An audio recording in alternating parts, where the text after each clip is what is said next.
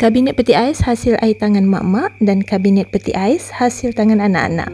Perjalanan kisah dapur yang sangat panjang bermula dengan dapur yang polos lepas selesai ubah suai. Ansur-ansur cat semua almari yang ada supaya lebih segar dari sebelumnya. Waktu tu saya guna cat Dulac water base, sejenis cat minyak yang berasaskan air. Alhamdulillah cat tahan lasak walaupun lepas 6 tahun berlalu. Lepas cat almari, mulalah terfikir nak buat kabinet untuk peti ais yang comel ni supaya dia nampak sama tinggi dengan yang lain. Masa tu kan cuma ada gergaji tumpul dengan tukul besi. Sebab anak-anak tengah belajar, jadi gigihlah siapkan sorang-sorang. Disebabkan dah penat sangat, jadi pintu belah atas tu minta tolong Abang Putra selesaikan. Macam ni lah rupa dia yang siap. Sebab itulah kejadian disengit-sengit. Maklumlah mak-mak yang buat kan.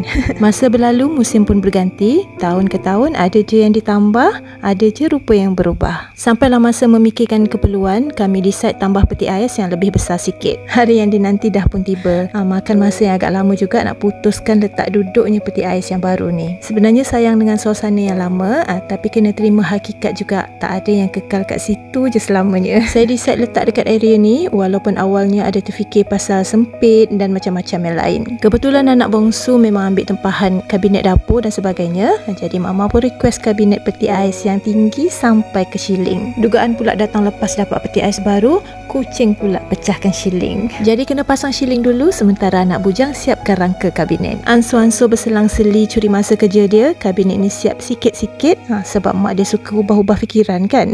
Yang ni rupa dia daripada belakang, tambah aksesori sikit supaya tak nampak kosong sangat.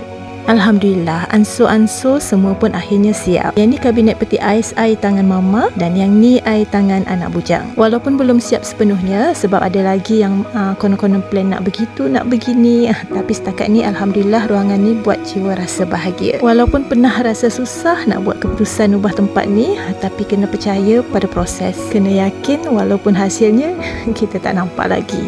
Macam tu jugalah dengan kehidupan. Mbak kata arwah mak, kita takkan ke mana-mana kalau tak berani buat perubahan.